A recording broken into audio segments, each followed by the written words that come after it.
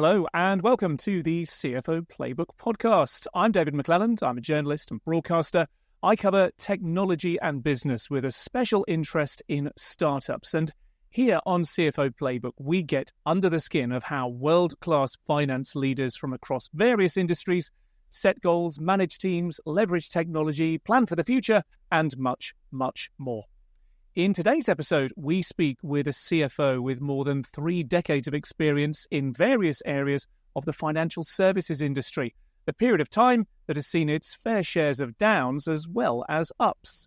The finance role has felt historically and traditionally a bit of a scorekeeping, backward-looking, integrity-driven portraying of the truth, but looking backwards. Whereas certainly for some time now, you see CFOs and their teams actively making decisions around M&A, around other business integration matters, having a voice at the table on strategy and being able to challenge through data rather than, gut instinct, whether the company's doing the right thing. And if you're listening to CFO Playbook for the first time, then welcome. We're here every month with exclusive interviews and insights from world-class finance leaders. So do hit subscribe and why not have a listen through our extensive back catalogue.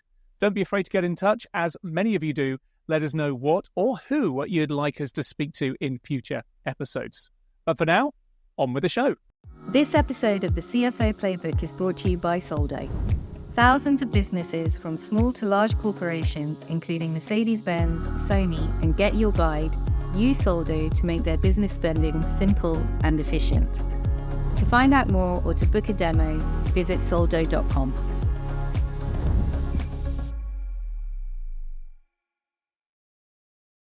Mark Freedman is a CFO with more than 3 decades of experience in the financial services sector.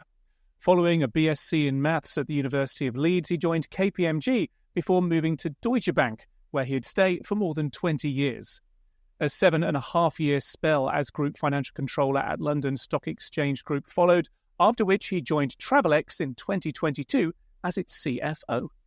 Mark Freedman, thank you for joining us on CFO Playbook podcast. How are you and where are you joining us from today? I'm great. Thank you for having me. Pleasure to be here. I'm in our Holborn headquarters here in London.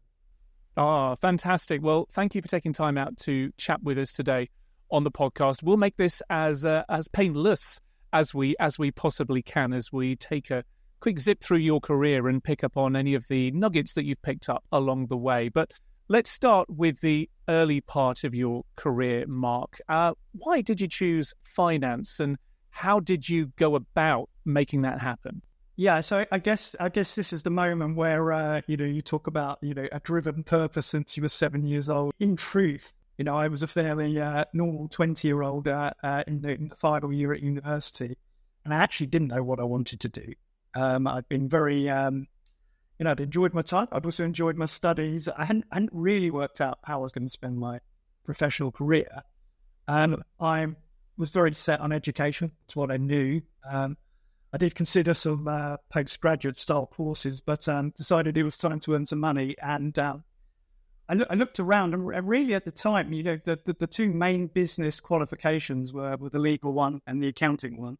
The legal one, for many reasons, I could almost discount on the spot. And the accounting qualification kind of looked very appealing. The breadth of opportunities that could follow it, and people use it directly, people use it indirectly, but it's a really powerful post-academic qualification. And for me, there was, no other choice that I would do that whilst I worked out what was going to happen next.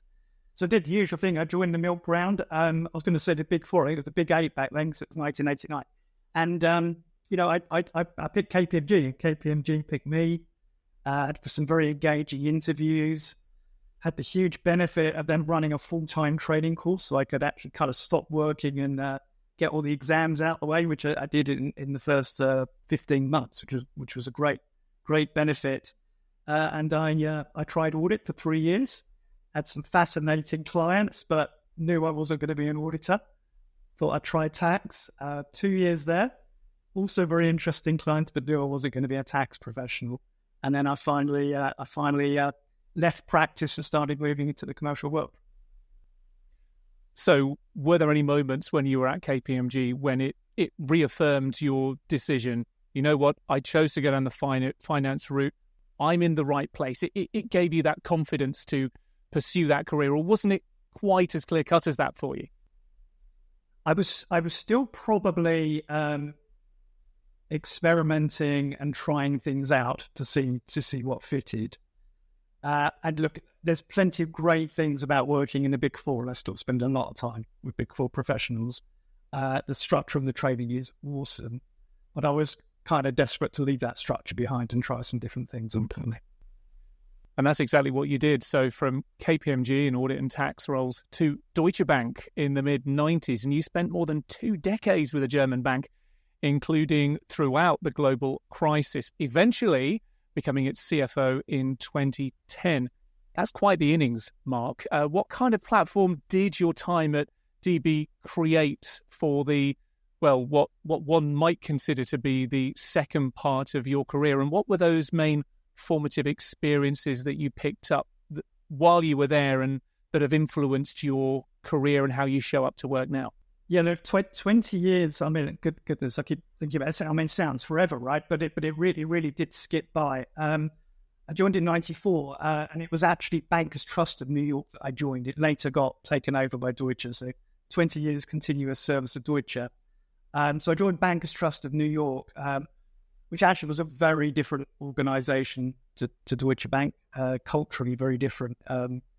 It was a niche derivatives player, just as derivatives were taking off. It had a lot of cutting-edge instruments.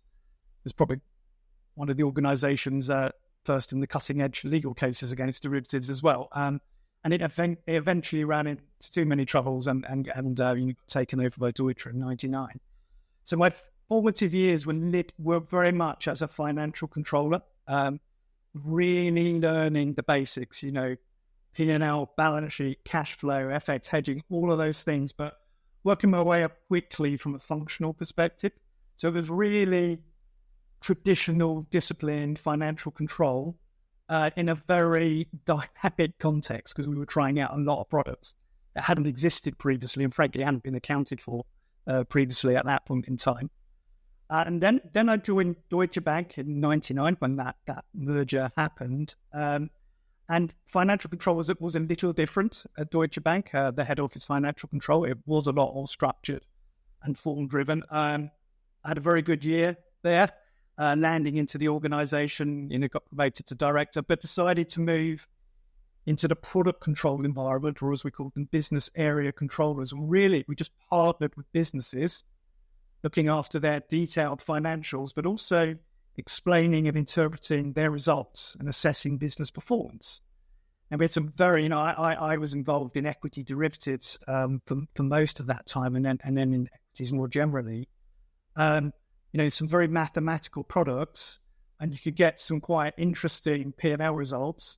But actually, if you don't understand the accounting or the longevity of the product, you really need an accounting partner to walk you through it. And I was able to partner at a pretty senior level with heads of the business and, bring our sort of respective skills together. So that was a lot of fun. And I'd say that was sort of, the next 5 or 6 years of Deutsche. I was working my way through the echelons, running some very large business area control teams in the equities world. And then I got an opportunity around about 2007 to run a much smaller MI team, but it was an MI team that was positioned literally to get ahead of what we knew was coming. It was the credit crisis. And we really had a bridging role communicating directly to the group CFO at the time and the investor relations team to make sense of some quite complex credit exposures that were coming through. And firstly, internally, to understand how we were going to deal with them. And secondly, to provide the right messaging to the outside world.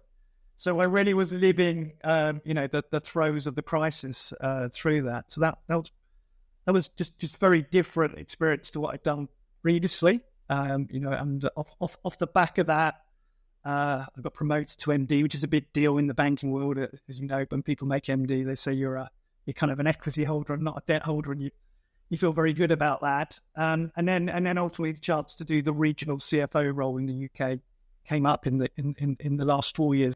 And that really gave me a chance to put a lot of it together, functionally, the financial staff, the business performance staff, the kind of MI and senior stakeholder management all went into one role. Clearly, post-crisis, there's quite a lot going on. We had to deal with some cost reduction programs. We had to get some risk-weighted assets off the balance sheet. Unfortunately, there were regulatory fines and things going on. So there was a real need for leadership from finance to just steer the organisation through those years post-crisis. Interesting to hear about your progress in a time when you think between 1999 and 2014, when at a societal level, at a cultural level, at a technological level, there was an awful lot of change too. We saw really the internet and the World Wide Web and the mobile web become far more part and parcel of everyday lives, and we saw technology within all types of organizations, including financial services, really rise to the fore as well. You mentioned the financial crisis there and the role, the foresight that you had and the role that you played in helping to steer internally as well as externally Deutsche Bank through that. I wonder if even going back earlier than that, as you look at post 9/11, obviously that's still very rich in many people's minds. Whether there were any other moments along that period that were kind of pivot points, whether it is, that horrible stuff that happened in 2001, or whether there were other moments where there were upticks when suddenly there was the realization that technology was going to be such an enabler that enabled you to go with confidence in new directions. I guess I'm just poking around at if there were any other moments in your time there alongside the financial crisis 2008 that really shifted the gear for you.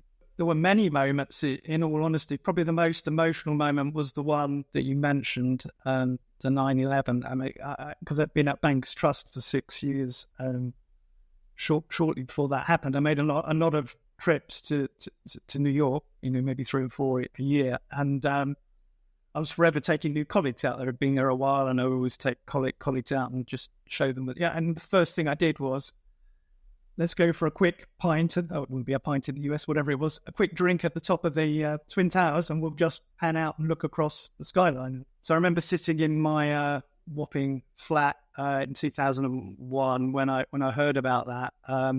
There was a massive emotional connection. Deutsche Bank had moved away from being just a German-listed organisation to a dual-listed German and US organisation. We invested a lot in the US. We'd really taken on Wall Street at its game, I guess. And that was an incredibly emotional time when that happened. There was just so many memories and colleagues that I thought about. So that was a big moment. You mentioned technological breakthroughs. It was quite. I think I've learned as much what not to do as to do. But also, there was a lot of dependency on some quite outdated front office systems. And, I don't think this was unique to the bank I worked at. This happens all around. A lot of them were written in the 70s and 80s on old style language. And actually, I'm going to, we'll probably talk about it when we move forward in my career, but I spent a lot of time either leading or being around finance transformations.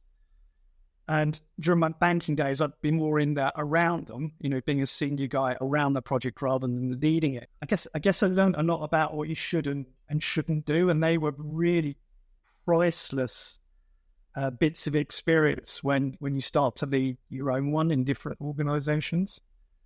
So the importance of having a culture and real engagement to change within the finance community to start with, let alone anyone else, is just, until you've got that, you will not succeed.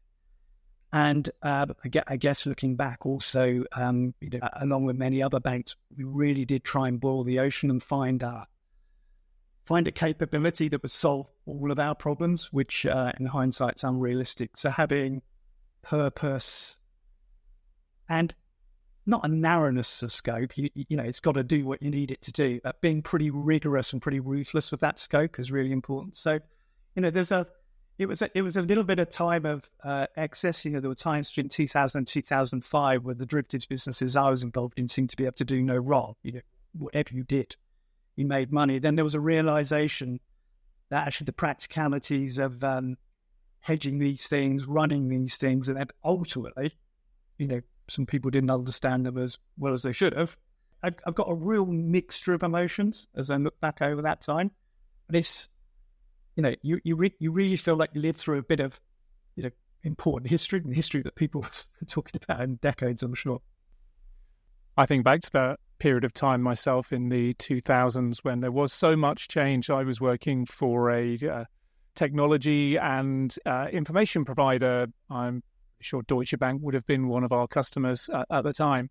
But gosh, the number of different projects, the number of different things we were just trying, because there was that kind of febrile atmosphere at the time. We didn't really know what was going to work and what wasn't going to work. So we just tried a little bit of everything. They were exciting times, but as you say, with your spreadsheets, if we were to look back on them with today's eyes at what we were doing back then, I think we would either wince or roll our eyes.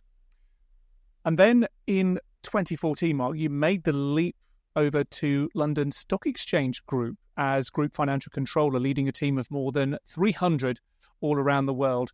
I'm curious, how was that move, particularly after more than 20 years at one institution, at DB? How did you manage your personal and professional adjustment to working in an entirely new organisation? Yeah, look, I think I got asked this question a lot when I was interviewing to leave Deutsche. I guess the honest answer is I personally didn't feel institutionalized at that point. I had been two organizations, as I say, that were very different in reality. Probably done, depending on how you count it, 8 to 10 different roles. They were very good at rotating people and moving them out of their comfort zones into completely different things. I think ultimately it was the post-crisis environment, which I actually did stick through for nearly 5 years, but the focus on cost reduction, dealing with the capital planning, having to lay people off, etc. That began to weigh on me, both kind of professionally and emotionally. So I was really looking for a chance to go into a growth story. And the London Stock Exchange Group came along, and it was run by Xavier Role at the time. Had been there for a while before I joined, and there was a really exciting business strategy to take it from quite a, almost quite a sleepy, kind of demutualized, almost government-style organisation of yesteryear to a top commercial organisation. And when I joined in 2014, the share price was £18. When I left, it was getting over £100 after the Refinitiv merger. It dipped a little, and it's coming back to those levels as we speak this morning.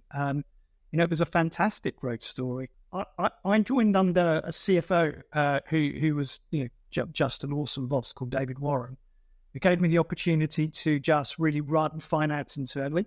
He was a big name in the markets, worked for NASDAQ before, a good reputation, good with analysts, good with investors. David, if you're listening, I'm sure he won't mind me saying this. He probably didn't have that much energy always for running finance internally. And he just said, can you just come and bring this to where it needs to be? And that was the offer. So I was pumped to take up the opportunity to do that. There was a chance to bring all of the different, finance-related disciplines together from a functionality perspective. You had the core external reporting, all of the financial control that goes with that, the FP&A, tax, a chance to really get involved in corporate finance work from a deal team, pre-integration, post-integration perspective, and then I know the finance transformation. So, the promise of all that got me quite excited. It was at the time a 5,000 person organisation rather than the mammoth 120,000 person organisation that I'd come from. So it was big, it was complex, but you could just about get your arms around it. The products were not straightforward, but they were more straightforward than the things I'd been helping run off in the previous decade. So, I had a lot of very positive energy about it. The only time I ever thought about it when a recruitment agent said, are you really leaving after 20 years? How are you going to cope with that? No, I'm ready to go. I'm up for it, and I want to do it. Just the spirit there. You mentioned my ex-employer. I was Reuters, then Thomson Reuters, then Refinitiv, and you mentioned there that was part of the gear shift really for London Stock Exchange Group. And you mentioned the share price there and how that has changed over the last 10 years since you joined in there. What do you see as your biggest achievement? Clearly, a lot has happened in the last 10 years there, but in your time there and from projects, initiatives that you were involved in, what do you see as the most satisfying aspect of your work there, perhaps? It's in a way, it's not it's truly not the sexiest part of everything that went on there in terms of the massive business success, but personal pride. The finance transformation was great. Just to paint the picture, although London Stock Exchange Group was this kind of blue-blooded 200-year-old institution, it didn't have up-to-date accounting systems or processes or anything else when I arrived. But there were 6 different ledger systems. Some of them had run out of support. There were no established processes. There was an operating model that didn't make sense. There was no offshoring strategy.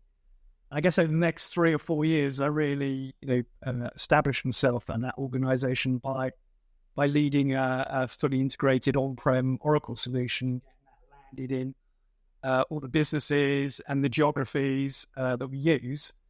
As well as when you do these things, as well as the 300 people in finance that it completely changes the life of. There's 5,000 odd people in the company that's at least at some level touch that system, even if it's just POs and expenses and what have you. It's a big imprint. And at the time when we did it, we partnered with a very good PwC implementation team. And at the time, they said it was the broadest Oracle integration that happened in the UK. So as well as the normal kit, we had the tax module, the treasury module. We were the first ones on the billing module. We had a go at the whole lot. And, we had our moments, as you always do on these things, but, it was delivered on time and on budget. And we were really, really able to future-proof the company through the next series of M&A that followed. And I just wonder if we would have got the same, synergy cases if we hadn't done all that good plumbing and work over the first few years I was there. So there's plenty of good business-related stories in the latter part of my journey there. But if I think about personal difference, I think landing that was super important. And like many organisations, really a case of shoring those foundations before the next catastrophe hit in 2020. But perhaps we'll gloss over that now and move forward to 2022, when you moved from London Stock Exchange Group to Travelex, a foreign currency exchange business. That was founded in 1976. Travelex experienced rapid international growth in the 80s and 90s, capitalizing on an ever cheaper, ever expanding air travel market. The 2010s, likewise for Travelex, also saw a series of M&A activities and even an IPO there by its then parent group. But it was almost literally in the final moments of 2019 that a disaster struck as a cyber incident brought Travelex operations to a standstill. And then mere months later, that COVID pandemic would see the Travelex group of companies enter administration. Mark, you joined Travelex in January 2022, pretty much 2 years to the month when Travelex's difficulties first began. So what was it about the company and about that position at that time that appealed to you? Yeah, quite a few people asked me that at the time. I guess it depends what you want out of life. I guess I could have stayed in the banking world and sort of ridden a kind of a mature senior leadership career out there. I mean, I wanted the story of LSEG growth. Who knows where LSEG goes next? But it's just done the mother of all PE type deals. I think there'll be some time will need to pass before it takes the next leap in terms of M&A. I guess I was looking for the next story. It was a group CFO role, in my own name. And it was a fantastic opportunity to work really closely with a set of very supportive and patient private credit funds that were effectively the shareholders as well that had come out of that administration to recover a company that a number of us had a lot of belief in. And the belief came from the brand that you mentioned. We can talk more about that in a moment, but the brand, the physical distribution footprint that it has is kind of immense, right? It has 1,500 physical store or ATM sites across 20 plus countries. Its retail network. And if you think of its wholesale network, just literally supplying banknotes into different places logistically, it touches 80 countries. And I was looking, we were in the tail of the pandemic, so maybe it wasn't easy to see. But there was a lot of interesting research about travel money and how it was going to bounce back post-pandemic. And there was a real sense of riding that the next phase of Travelex's strategic journey, returning the asset to former days and, I'd argue past. We've got very ambitious plans for the future. And I could really see a role where I took one step closer to helping shape that strategy and being really involved in decision-making, clearly bringing some of the functional discipline that a finance guy can bring to the table, but actually, challenging myself and taking myself out of my comfort zone and putting myself in a far broader role than I've been in before. So, is it for the faint-hearted? No. Has it been fun? It's been a lot of fun.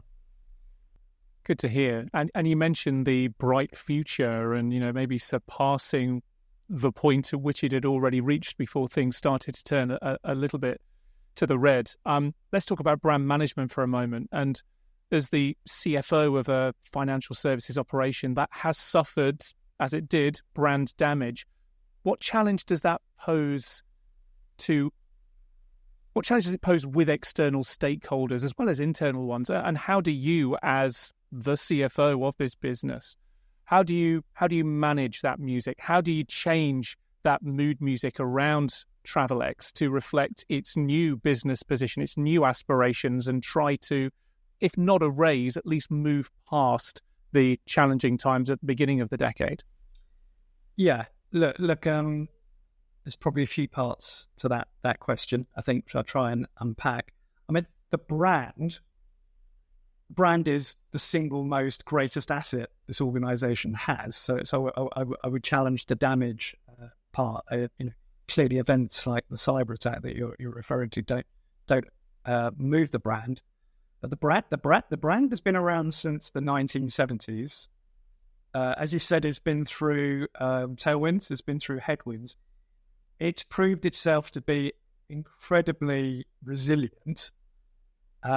We've done surveys in recent times, in fact, very recently. It's got a 73% global recognition score. I mean, it's up there with much, much bigger companies. We are in 9 of the 20 biggest airports in the world. So just adding up those people, there's, we estimate there might be 1 billion eyeballs that catch outside all the way through to somewhere. That's on the basis everyone's got 2 eyeballs, which is roughly true. So, that brand is just an awesome asset. There's very few global competitors in our space. There's lots of local competitors, very few global competitors, and they're nowhere near that on brand recognition. Even though I'd worked for Deutsche Bank and the London Stock Exchange Group, as when I said I worked for Travelex, that my mum knew who I was working for, right? I mean, that instantly recognizable brand that people had seen. So I would challenge that the brand was kind of damaged. I think the brand's a great asset. The brand and the physical distribution are just 2 massive assets that are underexploited and underleveraged coming back out in the administration. We as the executive team need to make the most of that, which we're doing. I think what you're really referring to is, what was the fallout from having, what was a well-publicised cyber attack on the last day of 2019. Look, the company has gone into administration. It has completely new ownership. It has a completely new leadership team. that event is getting on for 5 years old. We have spent a lot of time as a board, and we have cyber risk right near the top of our risk register for every discussion we've had. We've pumped a lot of money into improving it, and the perimeter's in a very different place to the events that led back to what happened in 2019. We have a SOC 2 style accreditation. We have other accreditations from a cyber perspective. And these are really important. So when we talk to stakeholders or partners, these are exactly the type of credits that we'll roll out. In terms of, how do you as the CFO update people's views of the company? Well, I think firstly, telling the story a little like the way I've done, but secondly, some cold, hard financial progress doesn't hurt either. The year before I joined, we were coming out of what was a pandemic year with very little global travel. And, that was a minus 50 million EBITDA type year, a recovery year. But the very next year, the 22 year when I joined, we started opening up. We got to 23 million plus EBITDA. And then for 2023, which was a year of near full recovery, and still some markets that aren't fully open, we've got to 58.8 million, right? So we've gone minus 50, 23, 58. We're looking for growth again in 24. And we've got a very ambitious 5-year plan where we think that growth can go up by a factor of several. So, that is quite a different story to the 2019 set of events. And we're hitting those EBITDA levels off a much lower revenue base. We've come out of the ashes, if you like, a more structured and efficient company. And we're really disciplined about where we invest in product and what countries we go into. And so I think, just to summarize your response to my question there, I think that the way that you as a CFO have been addressing some of the challenges from journalists like me, or maybe from others as well, is statement of facts. Use the data, look at the financial data that you have access to, and that in itself is reassurance. And then also stating other facts about, hey, look, this thing happened. Yes, there were also an awful lot of other companies that were also being attacked and have been attacked since 2019 in exactly the same way.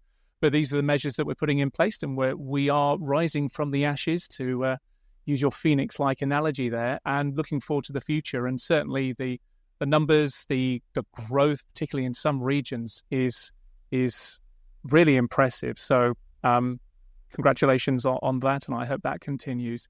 Of course, one thing that has also changed are our customers. Customers' habits have changed over the course, certainly of Travelex's life, but even over recent years. And one of the changes that we've seen is how we as consumers use cash.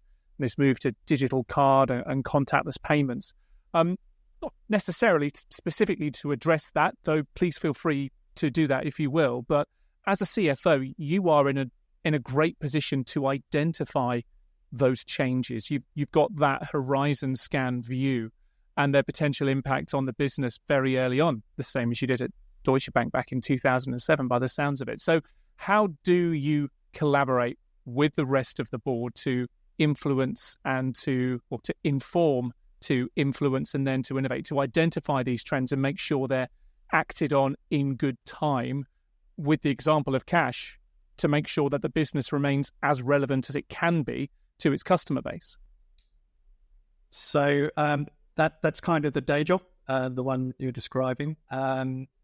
So look, we work very closely as an executive team and as a board and with our shareholders to challenge that question. I mean, I think the one thing we know about travel money is that the future is very bright for it, but the shape of it is going to change over time.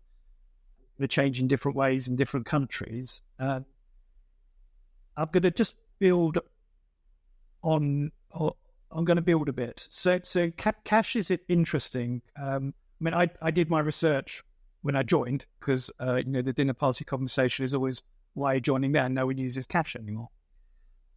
Look, it's interesting. I mean, it's not really true. So in the UK economy, which is considered, a pretty sophisticated economy when it comes to travel money, as I'll expand in a moment, the most sophisticated market in the world, domestically, all of us are using cash 15% of the time. That doesn't sound like a lot. But when we travel and we're surveyed, we say 70% of us place cash as the most trusted asset when we travel. That's a UK traveller. There are places where you may think you don't need cash. There are a lot of places in the world where you think, I think I'll have a little bit for the taxi ride just in case, and some other things. You know, I look at the events with CrowdStrike only a week or two ago, right? The world's quite complicated. Not all the payment systems are integrated, and they do go down. People do want some frictionless cash in their pocket on occasion. That's the UK. There are other parts of the world, and we're in the fortunate position of having really good airport arrangements in the Middle East, in Dubai, in Abu Dhabi, in Qatar, and other Middle Eastern territories.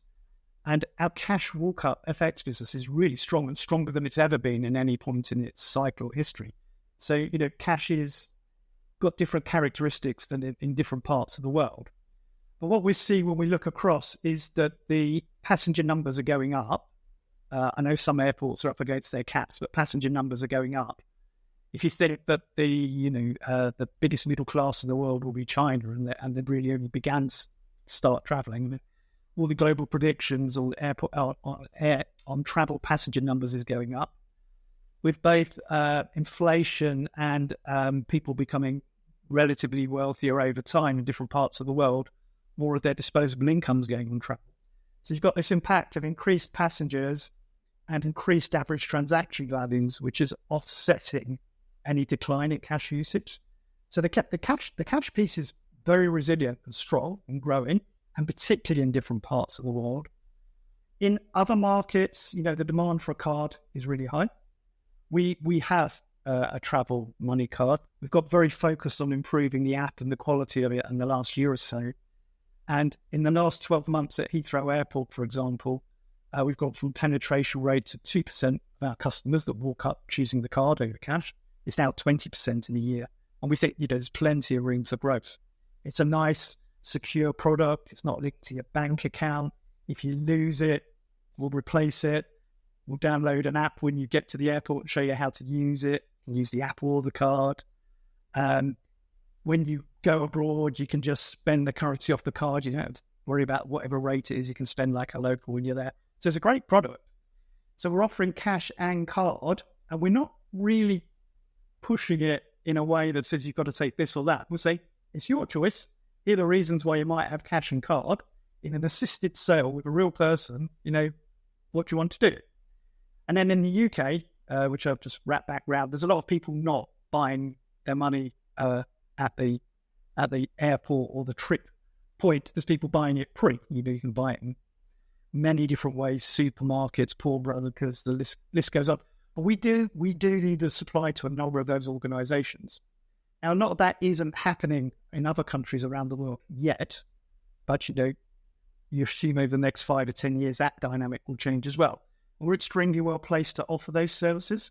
So for us, it's not really about, cash at airport is king. It's like it is in some countries, but we're in cash and card, and we're in different channels, including online, and we can really leave it up to the customer to decide how they want to use us. And we will keep evolving our business strategy to that customer demand. And that's really a very data-driven kind of analysis, and something the CFO, along with the business heads and the CEO, have a big say in when we talk to the board and shareholders.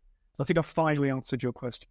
Yes, and clearly that broad understanding of the addressable market, about the direction of travel, and also that recognition, and I expect Travelex would have as an acuter view of that as almost any other company I can think of, really, about the different behaviours, the different uses of cash, of money, of cards in each one of the markets in which you operate.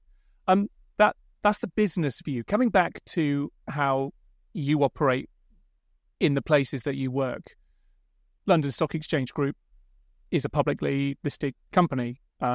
You were responsible, you were answerable to shareholders there. Travelex is different, it's privately held. So I'm curious as to what the biggest differences are that you've found working in a private versus public company. Is there anything that stood out in the day-to-day? Obviously, an awful lot of similarities as well, functionally. But in terms of the differences, some of this is my own experiences. Some of it is, frankly, my kind of CFO network and people I've spoken to. I think a listed CFO, I don't know, what, there are 240 business days in a year? I suspect most listed CFOs in the FTSE 100 probably know what they're going to do 200 of those 240 days. There's very little ad hoc, strategic business growth sessions. There's still tons of that stuff going on. But it's either in spare time or limited capacity days. That was the biggest change. We still have monthly obligations. We still do monthly reporting, but a lot of it is for our own stakeholders and our shareholders. Our shareholders are either members of the board or observers to the board conversation. We all work very closely around that plan. And the ability to keep checking in on it and course correct it makes the performance management side of it a lot more nimble, maybe than a public company. You know, there's a flip side that the formality and the certainty needed over data in the listed world means, you know, you sometimes get the chance to resource things a little more deeply and take your time and, you know, really get some precision. But you get a chance to really play with the data quite regularly in the private world and make some quite nimble decisions. And it's okay to experiment and test things out. And if that wasn't quite right, you adjust it the next time. And it's just quite tough to do some of that in a listed environment. So it can feel a little like a startup sometimes. Travelex actually has 6,000 staff in 20 countries and has been around since the 70s. So it's not a startup, but the environment can feel like that. But, you know, other parts of the day job are the same. You still need the functional skills. I'm needing another finance transformation product because we've got 6 fragmented ledger systems here and we're putting them together this time on Oracle Cloud. There's still a lot of things that are similar. But yeah, you really get, I guess ultimately you get close to the action in the private world. Let's move on to the home straight now, Mark. You've worked in finance for, well, more than 3 decades, and you've witnessed, as we've discussed, any number of societal changes, impactful global events that we've spoken to. But how have you seen the role of the CFO change in that time? The evolution of it to, I guess, keep up with the change of the business environment in which CFOs operate. I guess when you do it for as many years as you just said, which makes me feel really old, maybe you don't notice the changes incrementally, but when you look back across the whole span, I mean, there's been massive change. So in all honesty, if I look back to Big Four back in the day, I mean, you might spend the first year photocopying, doing cash recs and fixed asset registers. I don't think anyone does that anymore. I think they go straight into quite detailed analytical review using advanced statistical tools, even in year one of a junior auditor's career. So, you know, the technological advances are huge, and the takeout of manual tasks, redundant tasks has been fantastic. I guess the most pleasing thing I think over that time is the finance role has felt historically and traditionally a bit of a scorekeeping, backward-looking, you know, integrity-driven portraying of the truth, but looking backwards. Whereas, you know, certainly for some time now, you see CFOs and their teams actively making decisions around M&A, around other business integration matters, having a voice at the table on strategy and being able to challenge through data rather than, gut instinct, whether the company's doing the right thing. And I think I've been around long enough that we've gone through, didn't do it, tried to do it, but weren't always listened to are genuinely welcome at that table, and people listen and do course correct and adapt their strategies, because finance have got interesting things to say and interesting perspectives that don't always come naturally out of our businesses.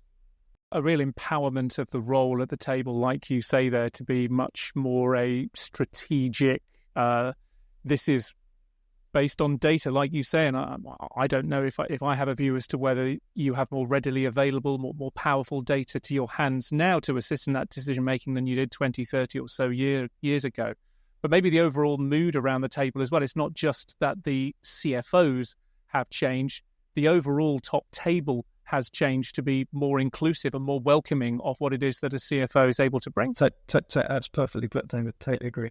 So that's looking back. How about looking forward? What do you think will be the most important skills that a CFO will need to have mastery of to equip themselves for what might be coming next for the next, 3, 4, 5 years or so?